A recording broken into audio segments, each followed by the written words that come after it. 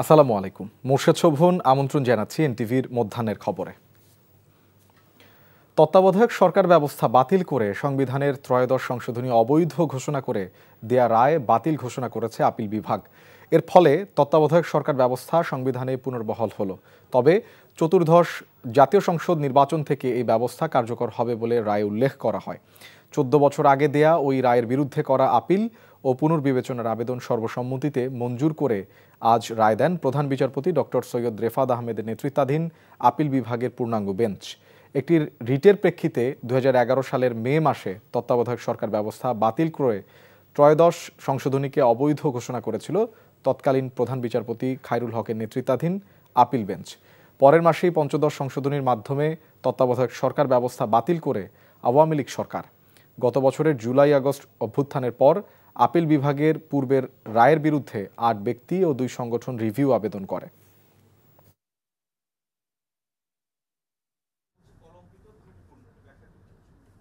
ওনারা সর্বসম্মতিক্রমে সেই রায়টাকে বাতিল করেছেন। এটার রেস্টোর্ড হয়েছে, রেস্টোর্ড হওয়া মানে এবং বলে দিয়েছেন অ্যাপিলেট ডিভিশন যেটা দ্যাট উইল সুপারসিড এভরিথিং, পূর্বাবস্থায় ফিরে গেল এবং এটা কার্যকরী হবে নেক্সট পার্লামেন্ট ডিজলভ হওয়ার পরবর্তী 15 দিনের মধ্যেই যেটা আছে সেই বিধানটা পুনর্বহাল হলো। দর্শক, এই বিষয়ে আরও জানতে যাচ্ছে আমাদের স্পেশাল করেসপন্ডেন্ট হাসান জাভেদের কাছে। জাভেদ, তত্ত্বাবধায়ক সরকার ব্যবস্থা নিয়ে রায়ে আর কি বলা হলো, সবশেষ কি জানতে পেরেছেন?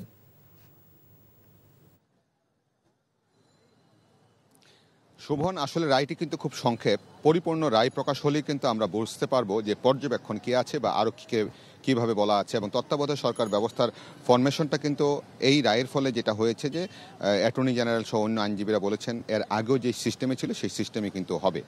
তবে কী পর্যবেক্ষণ দেওয়া হয়েছে সেটা কিন্তু আমরা রায়ের পরেই জানতে পারবো, পূর্ণাঙ্গ রায় প্রকাশ পেলে। তবে আজকে বলেছেন যে এর আগে আপিল বিভাগ যে রায়টি দিয়েছিল সেই রায়ে একাধিক ত্রুটিপূর্ণ, এটা কিন্তু রায়ে উল্লেখ করেছেন। অর্থাৎ রায়টি ত্রুটিহীন ছিল না, ত্রুটিপূর্ণ ছিল। এইসব প্রেক্ষিতে অ্যাটর্নি জেনারেলকে সাংবাদিকরা প্রশ্ন করেছিল যে যখন যে সরকার আসবে বা গভর্নমেন্ট চেঞ্জ হবে তখন কি সেভাবেই কি আবার আইন ব্যবস্থা বা মামলাগুলো কি রায় কি আবার সেভাবে হবে কিনা, মানে এই যে রায়টা দিল আপিল বিভাগ এইটাও কি আবার আগামীতে আবার প্রশ্নের সম্মুখীন হবে কিনা। তিনি বলেছেন যে না, একটি রায়ের পরে রিভিউ একবারই করা যায়, দ্বিতীয়বার রিভিউ করার সুযোগ নেই। এবং তিনি সাংবাদিকদের আবার পাল্টা প্রশ্ন করেছেন যে আপনারাই বলুন, সাংবাদিকদের বলেছে যে এই রায়টা কেমন হলো, এটা কি জনগণের জন্য হলো, এটা কি গণতন্ত্রের জন্য হলো, মানুষের ভোটের অধিকারের জন্য হলো কিনা। তিনি বলতে চাচ্ছেন মানুষের ভোটের অধিকার প্রতিষ্ঠা করতে, গণতন্ত্র প্রতিষ্ঠা করতে, ভোট নিয়ে রাজনৈতিক দলগুলোর মধ্যে যে দ্বন্দ্ব, হানাহানি, রক্তপাত, যে একে অপরকে অবিশ্বাস, এগুলির একটা দূর হবে, একদম সেটেল হবে। কাজে এটা গণতন্ত্রের জন্য হয়েছে এবং আপিল বিভাগ পরিপূর্ণভাবে দিয়েছে। এবং আগের আপিল বিভাগ রাজনৈতিক উদ্দেশ্যে একটি দলের প্রভাবান্বিত হয়েই এই রায়টি দিয়েছিল। কাজেই আজকের রায়টি হচ্ছে ন্যায়সঙ্গত, আইনের শাসন প্রতিষ্ঠা হয়েছে, গণতন্ত্র প্রতিষ্ঠা হয়েছে। এবং তিনি এটাই বলেছেন। এবং আগামী নির্বাচনটা কিন্তু হবে এই যে অন্তর্বর্তী সরকার, এই অন্তর্বর্তী সরকারের অধীনে চতুর্দশ জাতীয় সংসদ নির্বাচন থেকে এই তত্ত্বাবধায়ক সরকার ব্যবস্থাটা কার্যকর হবে। এবং এটি একটি মানে স্পষ্ট প্রতীয়মান হয়েছে যে তত্ত্বাবধায়ক সরকারের অধীনে নির্বাচন যেগুলি হয়েছিল বিএনপির আমলে, সেই আমলের নির্বাচনগুলি গ্রহণযোগ্য হয়েছিল। তত্ত্বাবধায়ক সরকারের অধীনে যে নির্বাচনগুলি হয় না সেই নির্বাচনগুলি নিয়ে কিন্তু প্রশ্ন ছিল।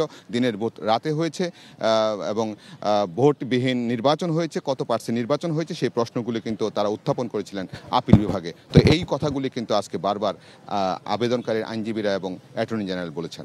শোভন। দর্শক, হাইকোর্ট থেকে জানছিলাম তত্ত্বাবধায়ক সরকার ব্যবস্থার রায়ের বিষয় বিস্তারিত। এদিকে তত্ত্বাবধায়ক সরকার ব্যবস্থা ফিরিয়ে আনার বিধান রেখে আপিল বিভাগ যে রায় দিয়েছে তা দেশের গণতান্ত্রিক পরিবেশ সুসংহত করতে বিশেষ ভূমিকা রাখবে বলে মন্তব্য করেছেন বিএনপির স্থায়ী কমিটির সদস্য আমির খসরু মাহমুদ চৌধুরী। আজ রাজধানীতে এক অনুষ্ঠান শেষে সাংবাদিকদের প্রশ্নের জবাবে তিনি এমন মন্তব্য করেন। তত্ত্বাবধায়ক সরকারের মাধ্যমে আমরা আশা করি সেটা আগামী নির্বাচনগুলোকে সুসংহত করবে, গ্রহণযোগ্য করবে এবং দেশের গণতন্ত্রকে, আমরা যে প্রাতিষ্ঠানিক রূপ দেওয়ার কথা বলছি, কারণ হচ্ছে নির্বাচন হচ্ছে গণতন্ত্রের বাহক এবং যদি নির্বাচন সুষ্ঠু গ্রহণযোগ্য হয় তাহলে গণতন্ত্রের যাত্রা সেখান থেকে শুরু হয়। এবং আশা করছি বিশেষ করে এমন একটি সময় আমরা একটা নির্বাচনের এখন সম্মুখীন। এই নির্বাচনকে সামনে রেখে যদিও বা এই নির্বাচনের জন্য সেটা প্রযোজ্য নয়, তবে এটা একটা সিগন্যাল যে আগামীর অন্তত দিনগুলোতে নির্বাচনগুলো সুষ্ঠু হবে, গ্রহণযোগ্য হবে। বিএনপির ভারপ্রাপ্ত চেয়ারম্যান তারেক রহমানের 61তম জন্মদিন আজ। শহীদ প্রেসিডেন্ট জিয়াউর রহমান ও বেগম খালেদা জিয়ার জ্যেষ্ঠ পুত্র তারেক রহমানের রাজনৈতিক জীবনের বড় অংশই কেটেছে নির্বাসনে। তারেক রহমানের ৩৬ বছরের রাজনৈতিক জীবনের নানা ঘাত প্রতিঘাতের সাক্ষী। ফ্যাসিবাদের পতনের পর তার দেশে ফেরার অপেক্ষায় সবাই। হাসান মাহমুদের রিপোর্ট।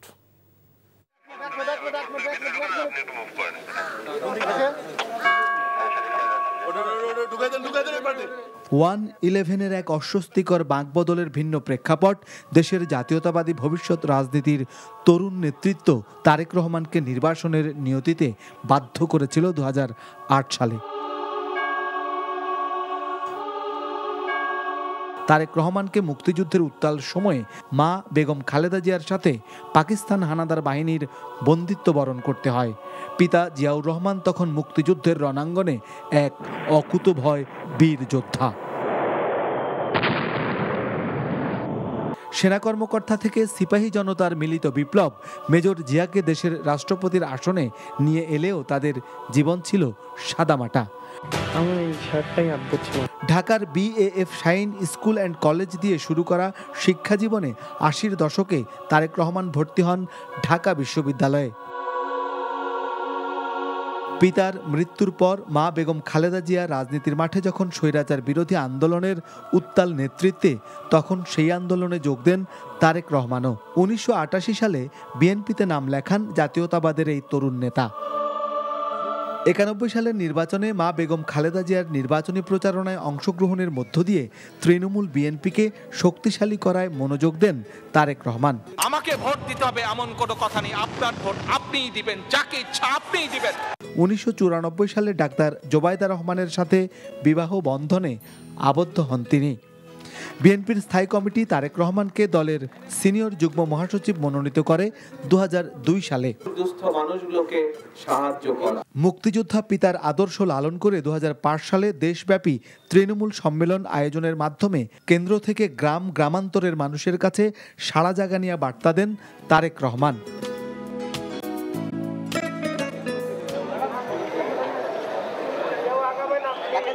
2007 সালে মঈন ফখরুদ্দিনের সময়ে খড়গ নেমে আসে জিয়া পরিবারে। 7ই মার্চ তারেক রহমানকে গ্রেফতার করে সেনা সমর্থিত সরকার। দায়ের করা হয় 13টি মিথ্যা মামলা। কারাবরণ আর শারীরিক ও মানসিক নির্যাতনে যেতে হয় হাসপাতালে। প্রায় 18 মাস কারাবাসের পর জামিনে মুক্ত হয়ে 2008 সালে 11 সেপ্টেম্বর উন্নত চিকিৎসার জন্য লন্ডনে যান তিনি। দীর্ঘ 17 বছর লন্ডনে থেকেই দেশের রাজনীতির চড়াই উতরাইয়ে জাতীয়তাবাদের পতাকাকে দিক নির্দেশনা ও নেতৃত্ব দিয়ে ঐক্যবদ্ধ রেখেছেন তারেক রহমান। দিয়েছেন গণতান্ত্রিক আন্দোলনের নেতৃত্ব, হয়েছেন দলের সিনিয়র ভাইস চেয়ারম্যান। সেই অধিকার প্রতিষ্ঠিত করতে হবে ভোটের মাধ্যমে। স্ত্রী ডাক্তার জোবাইদা রহমান ও কন্যা জাইমা রহমানকে নিয়ে নির্বাসিত জীবনে তারেক রহমান হারিয়েছেন ভাই আরাফাত রহমান কোকোকে।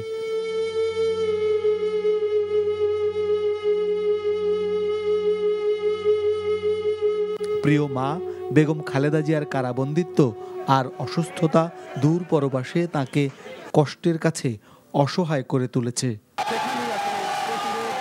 5 আগস্ট ছাত্র জনতার গণ অভ্যুত্থান পরবর্তী সময়ে আবারও সব নিষেধাজ্ঞার জাল ছিন্ন করে আশার আলোকবর্তিকা হয়ে বেজে উঠেছে জাতীয়তাবাদের এই কণ্ঠস্বর। স্বৈর শাসনকে মেনে নিতে রাজি নয়। দলের ভারপ্রাপ্ত চেয়ারম্যানের দায়িত্বভার কাঁধে তুলে জাতীয়তাবাদের পতাকাকে নিয়ে চলেছেন সামনের দিকে এই জাতীয়তাবাদের নেতা। Hasan Mahmud, NTV news, Dhaka.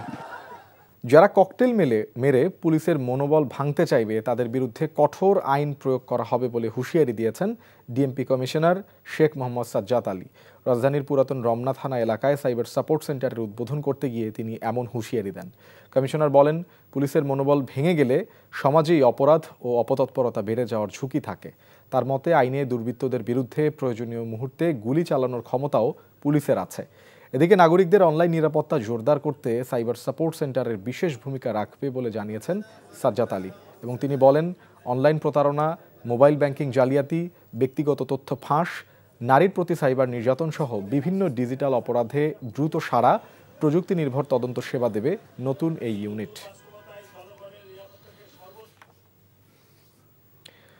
কুমিল্লা নগরীর কান্দিরপাড় টাউন হল মাঠে আজ বিএনপির 2 গ্রুপের কর্মসূচিকে ঘিরে নগরী জুড়ে উত্তেজনা বিরাজ করছে।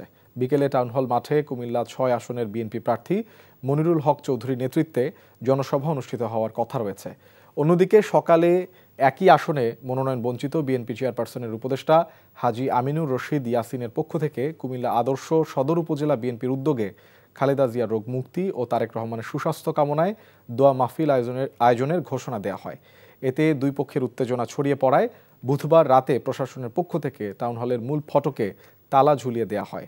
সকাল থেকে মাঠের আশেপাশে বিপুল সংখ্যক আইনশৃঙ্খলা বাহিনীর সদস্য মোতায়েন রয়েছে। সেই সাথে শেষ করছি মধ্যাহ্নের খবর। এই খবরের ভিডিও সহ আপডেট জানতে ভিজিট করুন এনটিভি অনলাইন www.ntvbd.com। এছাড়াও এনটিভির জনপ্রিয় সব অনুষ্ঠান ও খবরের আপডেট জানতে ভিজিট করুন আমাদের ইউটিউব ও ভেরিফাইড ফেসবুক পেজ। 2টায় দুপুরের খবর দেখার আমন্ত্রণ রইল। ধন্যবাদ সবাইকে।